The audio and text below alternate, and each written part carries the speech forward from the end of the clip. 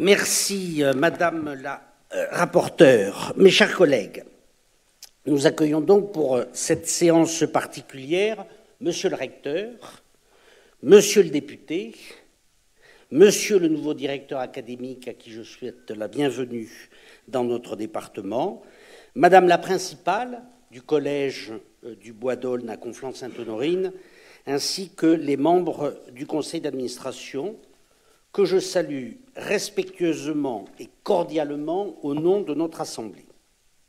Je salue également les nombreux journalistes venus suivre nos travaux, ce qui n'est pas si fréquent. Ce 16 octobre 2020, ça n'était pas la première fois que le terrorisme islamiste frappait dans notre cher département. Qui d'entre nous pourrait oublier Jessica et Jean-Baptiste, ignoblement assassinés chez eux, devant leur enfant, à Magnanville? Qui d'entre nous pourrait effacer de sa mémoire Stéphanie, cruellement tuée au printemps 2021 à Rambouillet? Personne. Aucun Yvelinois et particulièrement aucun d'entre nous. Pour autant, cette journée va être distinguée par notre vote dans quelques instants. Pourquoi? Chaque tragédie est cruelle, mais celle-là se distingue parce qu'elle s'en prend à l'âme même de la nation. Le contexte d'hystérie mensongère qui aura été le point de départ du cheminement meurtrier du tueur, faisant écho à la barbarie de 2015. La bêtise insouciante de certains élèves, le comportement inqualifiable d'un parent, lui donnèrent un contexte singulier et complexe qui aggrava la charge émotionnelle de ce meurtre. La cruauté dont fit montre l'assassin, suppliciant le corps déjà sans vie de sa pauvre victime, ajoutant davantage encore à notre chagrin et à notre stupéfaction. Mais aussi et surtout, le tueur visait un enseignant dans un collège. Le collège, le lieu où l'enfant entre pour cheminer vers l'âge adulte, sous la houlette bienveillante de professeurs qui lui transmettent les savoirs indispensables à sa vie d'homme, à sa vie de citoyen.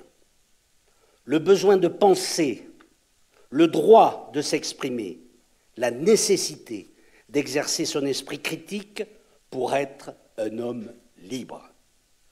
En ce 16 octobre, c'est bien l'âme de la République, de son aspiration spirituelle qui sont visées, et Samuel Paty, qui est martyrisé parce qu'il a servi cet idéal.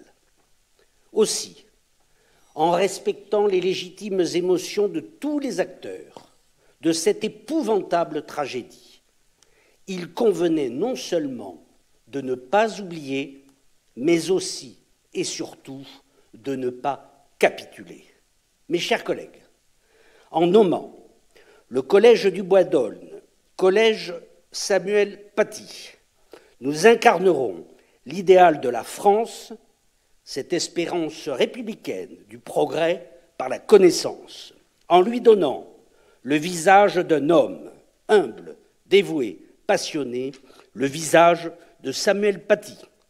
Mes chers collègues, en connaissance de cause et après avoir entendu le rapport de notre vice-présidente, je vous propose d'adopter cette délibération par applaudissement debout.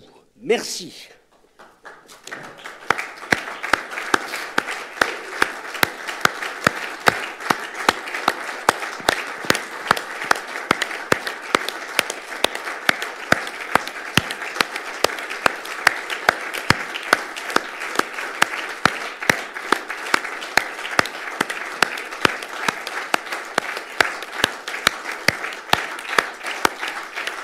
Merci. Merci, mes chers collègues. Le collège Bois des Aulnes s'appellera désormais Samuel Paty, en liaison avec les services académiques et bien entendu le collège lui-même.